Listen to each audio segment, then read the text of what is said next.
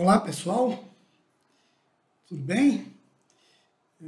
Estou aqui mais uma vez para trazer uma discussão, com um outro tema, um tema complexo. Na verdade já tratei um pouco dessas questões aqui, mas entendo como de muita relevância e bem adequado a esses momentos que nós estamos vivendo.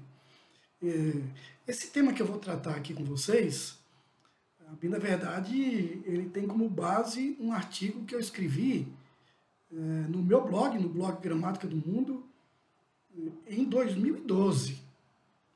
De lá para cá, não só ampliou em termos de relevância a discussão dessa temática, como se acentuou e se acirrou essas questões que eu quero aqui discutir com vocês, Portanto, eu vou abordar algo que nós estamos vivenciando em nosso cotidiano o tempo inteiro. As origens da intolerância e o fascismo moderno. Essa é a temática que eu quero discutir com vocês. Quero, em primeiro lugar, deixar bem claro que as questões que eu vou discutir aqui não colocam em xeque, não se refere às escolhas individuais, às crenças e à fé que cada pessoa tenha. Muito pelo contrário. O que eu coloco aqui é a necessidade de nós respeitarmos as escolhas que cada um faz, com suas religiões ou em não ter religião. O respeito se torna um elemento fundamental em um ambiente que deve ser de tolerância. Mas não é o que a gente vivencia nos tempos atuais. É exatamente por isso que eu quero abordar aqui as origens de tudo isso. De onde vem? Claro que de forma não tão abrangente, mas que talvez eu me estenda um pouco, e espero que você chegue até o final, mas que não diz respeito às escolhas individuais. O que eu defendo aqui é que as pessoas sejam respeitadas por suas escolhas. Então essa é a temática, as origens da intolerância e o fascismo moderno. Como disse para vocês, a base disso é um artigo que eu publiquei no meu blog em 2012 e que está entre os 3 mais lidos, mais acessados do meu blog. Pois bem, a sociedade brasileira, as sociedades de uma forma geral, e a nossa em particular, historicamente sempre foi racista. Isso é consequência da formação cultural de nosso povo, que por longo tempo aceitava como dentro da normalidade o tratamento diferenciado a pessoas de cor negra e de classes sociais mais pobres. Por muito tempo também, essas imposições que estão impregnadas nas relações sociais de forma estrutural, eram e são marcantes e impositivas, de tal forma que aqueles que eram vítimas do preconceito pouco reagiam, como se aquela condição viesse determinada por algum desígnio divino e não fosse possível de ser alterado. E assim, imposto pelas relações de classes, a partir de um regime escravocrata, sob a cumplicidade da igreja e a conformação dos fiéis, culturalmente fomos treinados a aceitar tais diferenças como normais. Os que ousassem se bater contra essa estratificação social que prevaleceu em nosso país desde os seus primórdios, eram de diversas formas, segundo suas épocas, considerados subversivos, ou bandidos. A reação era violenta, porque a classe dominante temia as revoltas populares. Do ponto de vista científico, muitos avanços em pesquisas contribuíram para derrubar vários mitos criados com o intuito de manter as pessoas acomodadas e acorrentadas. O principal deles diz respeito à teoria de que o mundo é constituído por raças, sendo algumas delas consideradas superiores, e, naturalmente, outras inferiores. Mais uma vez, a religião foi utilizada para reafirmar essas crenças, possibilitando que inúmeras tragédias e genocídios fossem cometidos. As classes e raças inferiores, eu insiro aqui o termo raças entre parênteses, entre aspas, explico isso depois, não tinham direito de se insurgirem. E se assim o fizessem, poderiam ser eliminadas sem que isso pudesse se constituir em crime. Mas a ciência demonstrou ou desmontou essa farsa, que foi tornada uma arma política para dominar povos mais fracos. Raças não existem. Os povos se diferenciam por seus ambientes, pela necessidade de adaptação a situações diversas e adversas, o que os tornam e os fazem diferentes. Isso quer dizer que todos os seres humanos carregam em sua formação biológica as mesmas características impressas no DNA, com pequenas diferenças e nuances que nos distinguem uns dos outros. Por vivermos em ambientes diferentes e termos que nos adaptarmos a eles, criamos resistências que com o tempo definem o nosso perfil, as nossas características, a nossa cor. Também por isso cultivamos hábitos diferentes, seja na forma de nos relacionarmos ou na maneira como nos alimentamos. O próprio DNA vai definir nossas proximidades parentais, tornando aqueles de cada grupo mais ou menos parecidos, o que cientificamente passou a ser conhecido como diferenças ou semelhanças étnicas. São etnias e não raças que se espalharam pelo mundo.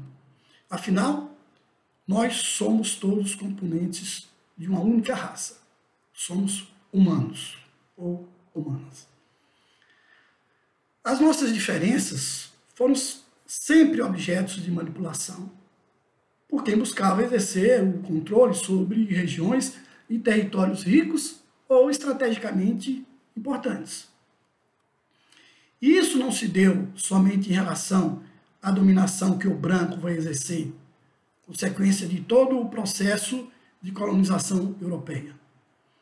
Antes disso, mulheres, judeus e homossexuais padeceram por toda a Idade Média, rejeitados pelos livros sagrados que traziam em seus parágrafos e parábolas toda uma carga negativa contra essas camadas sociais. Depois, com a expansão colonial e a descoberta de riquezas na África e na América, os negros e os índios entraram nessa lista. Mas a igreja permanece entre as instituições mais importantes para reforçar uma série de estigmas. E isso se reforçou na medida em que a concentração das pessoas nas cidades aumentava. O número de templos se reproduzia aceleradamente e um verdadeiro poder intimidatório, armado, tornava as diversas igrejas, principalmente da religião cristã e muçulmana, verdadeiros instrumentos de dominação mediante o controle das consciências, mas também com um forte aparato militar poderoso, a deflagrar guerras santas contra os que se opusessem a aceitar a influência e o poder de uma delas. O maniqueísmo, trazido dos tempos antigos pelos maniqueus, de onde vigorou por volta do século III, determinava a existência permanente de um antagonismo, expresso em dois princípios irredutíveis: Deus e o bem absoluto, e o diabo e o mal absoluto. Embora perseguidos por muitos séculos, os adeptos do maniqueísmo sincretizaram esses valores de praticamente todas as grandes religiões: judaísmo, islamismo, cristianismo e até o zoroastrismo, né? Que foi uma grande influência para elas. Todas elas fundamentaram seus dogmas escorados nessa dicotomia maniqueísta. Construía-se a ideia de que o mal se manifesta não somente, mas somente entre aqueles que não aceitam aquela outra divindade religiosa. Isso serviu ao longo dos séculos para justificar comportamentos intolerantes e guerras que passavam a serem justificados como santas, com o objetivo de converter impuros e hereges. Daí se originou a velha expressão, ficar entre a cruz e a espada.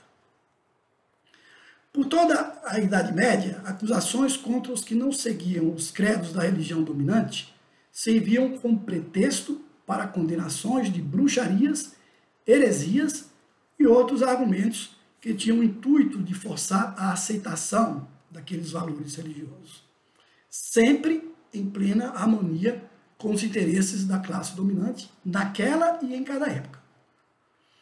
Guerras e execuções monstruosas expunham os comportamentos intolerantes, da não aceitação das diferenças e, principalmente, da livre escolha de cada um sobre a maneira de ver o mundo e de se comportar perante ele. O que era permitido estava nos limites do que era tolerado pelas crenças religiosas, do apego a valores culturais escritos em milenares livros sagrados, em condições históricas e sociais completamente distintas. O dogma, que são aqueles valores inamovíveis que constituem a espinha dorsal dessas religiões, sempre carregou preconceitos de outras épocas, aceitas como princípios e valores que não podem ser contrariados. E as mulheres sempre foram as principais vítimas dessas intolerâncias, submetidas aos papéis mais inferiores e à condição de submissão diante do poder autoritário do homem. Isso muda aos poucos, com o passar do tempo, na medida em que esses grupos sociais, as mulheres e os demais, submetidos ao preconceito, passam a lutar e a conquistar vitórias mediante, portanto, lutas de décadas, mas que, ao final, obtinham leis que os favoreciam. Mas, a partir daí, preconceitos e atos de intolerância, ora escondem-se em comportamento hipócritas, ora assumem-se de formas violentas e fatais. Com o advento do sistema capitalista, essas intolerâncias passam a assumir novos contornos.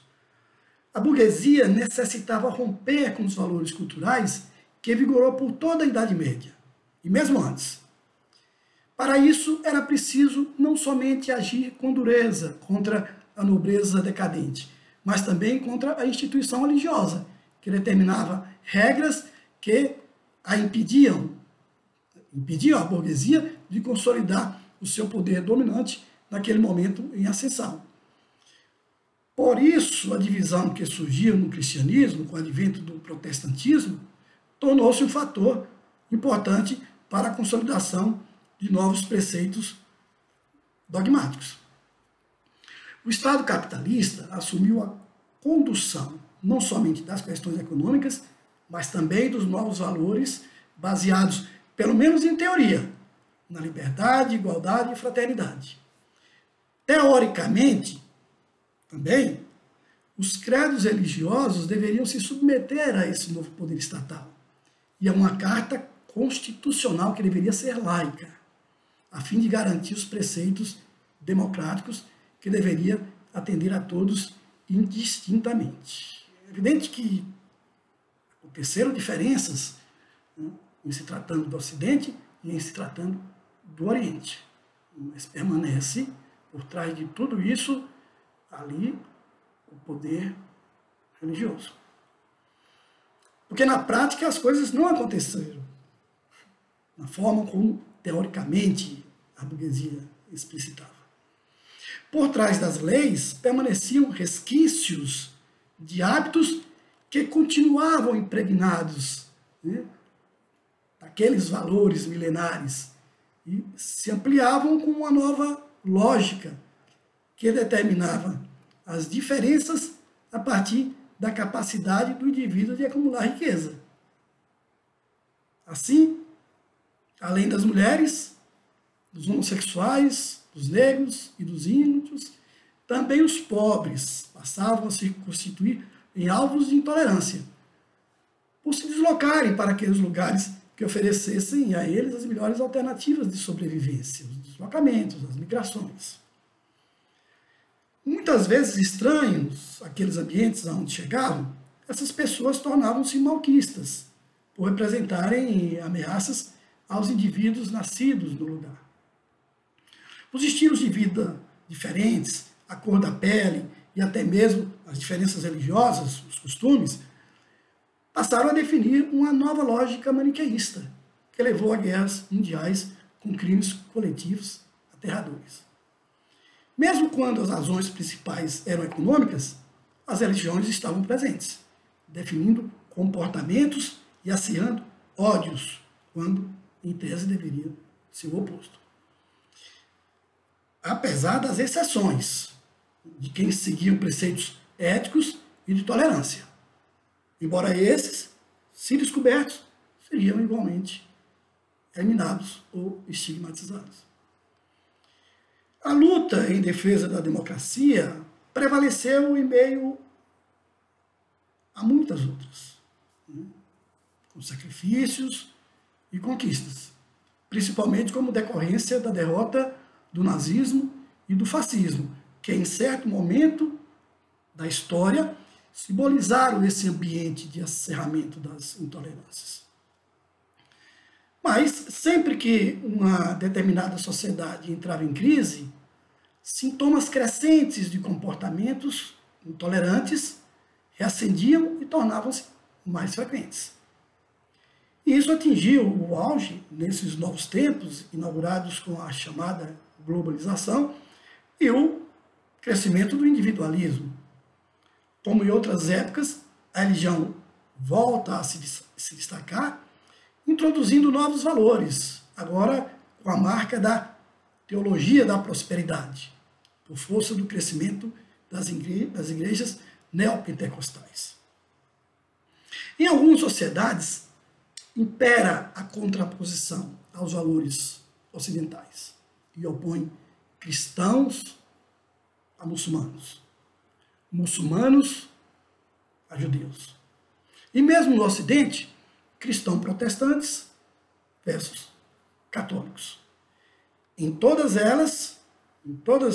essas contraposições, em todas essas religiões, sempre carregando dogmas seculares, que se mantêm e se acirram com as crises. E aí vem reações violentas contra ateus, homossexuais, os que têm, claro, religiões diferentes e aquelas de origem africanas, e sempre a preocupação em não dar às mulheres a plena condição de decidir sobre seu corpo.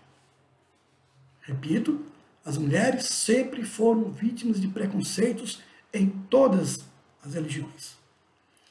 Isso explica toda a violência que se mantém até os dias de hoje.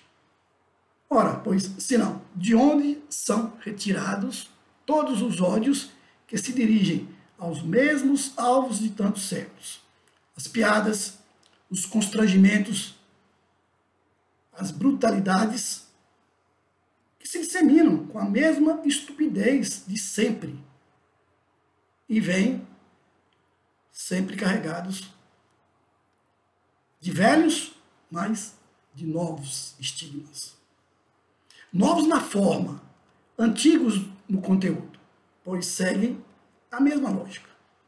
Mulheres continuam sendo agredidas, embora as leis cada vez mais duras sejam criadas. Homossexuais são atacados, espancados e assassinados, e tanto quanto as mulheres são impedidos de definir e decidir o que fazer de seus corpos e de suas escolhas sexuais. Pobres são vistos como ameaças a jovens que se julgam no direito de determinar quem deve se dar bem nos vários lugares, cidades, estados ou nações. E os ateus, cujo crime é buscar ver a vida na compreensão de que explicação para tudo o que nos cerca encontra-se na própria biodiversidade, em plena transformação desde milhões de anos, e de que a crença em um Deus é uma das mais perfeitas criações humanas. Mas então o que explica o fato de, mesmo após tantas conquistas e leis, tais preconceitos e atos intolerantes permanecerem? Em minha opinião, a religião é um fator preponderante. Nesta nova etapa da vida humana, século XXI, isso vem potencializado pela mais perversa dessas religiões, a religião do capital. Essa, nos dias de hoje, define o fascismo moderno, acentuado nesses anos de globalização liberal, cujos alicerces se sustentam no individualismo, no egoísmo e na ganância. O mesmo capital que se torna a causa que motiva guerras religiosas, seja na disputa por territórios sagrados, de enorme riqueza mineral, muitos deles, ou pela ferrenha disputa pelos dízimos de milhões de ingênuos seguidores e pretensos apóstolos divinos. A religião do capital impregnou a sociedade e fez aumentar a intolerância religiosa, porque quanto mais a disputa pelo dinheiro seja o fator primordial, mais se tem a necessidade de defendê-lo e ampliar constantemente a possibilidade de maiores ganhos. E aí são recorrentes os escândalos que são mostrados nos dias de hoje. Em contrapartida, mas também marchando lado a lado com os interesses religiosos seculares, a disputa pelo poder, a política e a crescente radicalidade de discursos xenófobos, de aversão ao estrangeiro, moralistas e preconceituosos. Na disputa pelo poder, o grande poder, as grandes corporações midiáticas entram com uma parcela considerável de culpa, ao posicionar-se ao lado de partidos e de políticos que assumem comportamentos fundados na intolerância.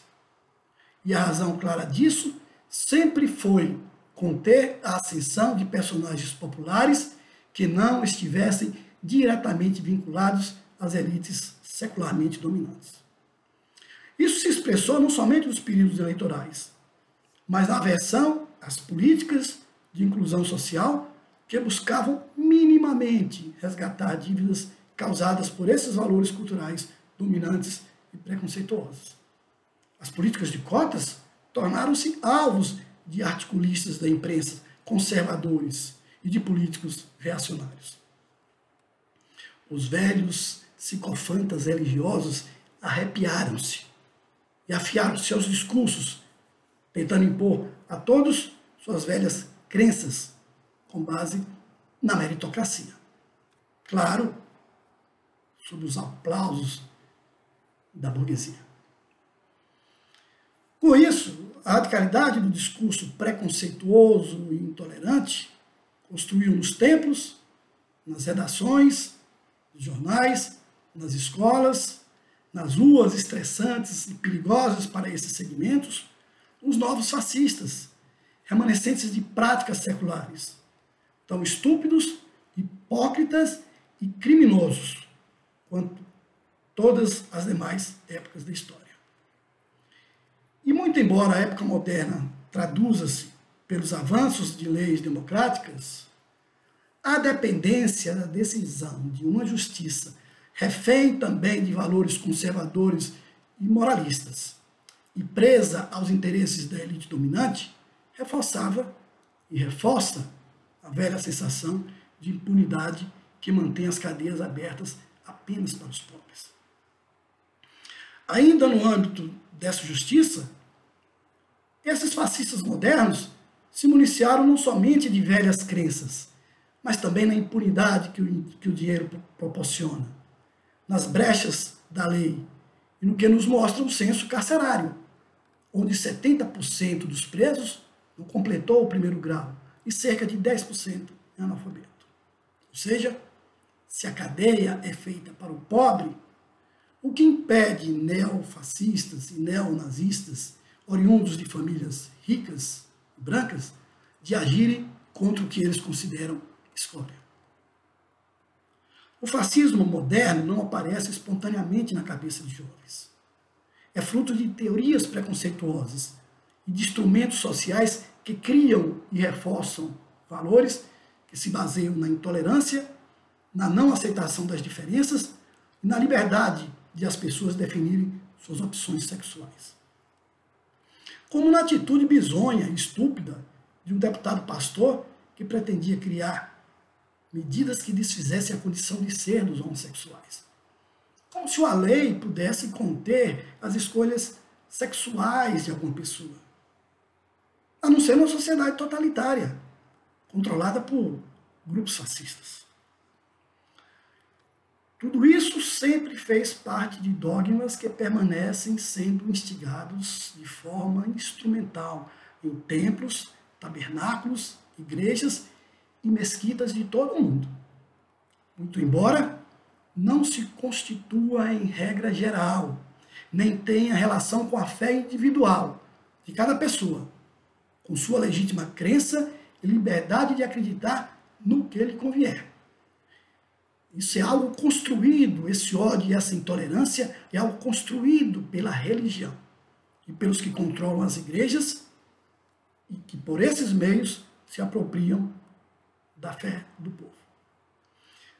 São teorias também que fundamentam programas partidários, que representam os setores econômicos dominantes e a classe média alta, branca, mas que pelo reforço ideológico religioso dissemina-se indistintamente por todas as demais classes sociais. Apontam para caminhos perigosos, se refletem de forma mais agressivas em alguns países.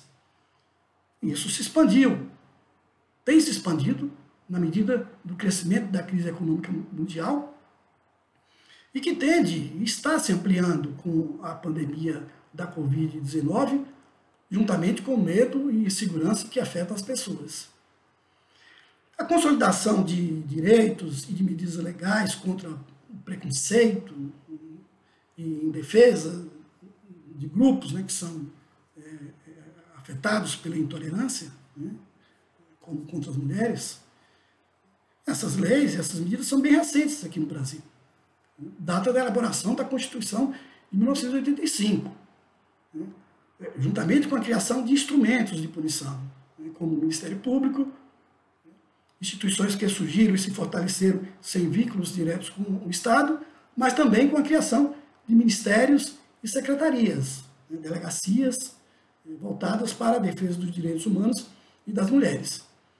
Mas essas estruturas e leis não estão sobrevivendo à nova onda conservadora, moralista e perversa que se instalou em nosso país e também em outros países, desde a última eleição, reabrindo feridas antigas e destilando ódios e preconceitos em nome da família cristã e de um Deus perverso, elitista, criado por pessoas pérfidas e de mau caráter. A marca desse fascismo dos tempos atuais está se impregnando mais fortemente na sociedade e deixarão feridas que irão demorar a cicatrizar. Como na vida nada é eterno, esse será mais um período a ser superado. Muito embora com sacrifícios, lutas de classes e processos intensos de confrontação, seja política ou por meio de violência revolucionária. Pois é assim que se tem escrito a história da humanidade e das transformações sociais. E isso me parece ser inevitável. Eu disse no começo que trataria, portanto, de tema polêmico, né? Espero que vocês tenham conseguido chegar até aqui ao final. Leiam esse artigo, né, ou a base dessa questão que eu abordei aqui no meu blog Gramática do Mundo. Né? Continue nos seguindo, inscrevam-se no meu canal para que a gente possa atingir um número maior de pessoas. Né? Curtam e compartilhem se gostaram da discussão e comentem, né? Portanto, lá no meu canal do YouTube. Tá bom? Um abraço, muito obrigado a vocês, fiquem bem, namastê. Até a próxima.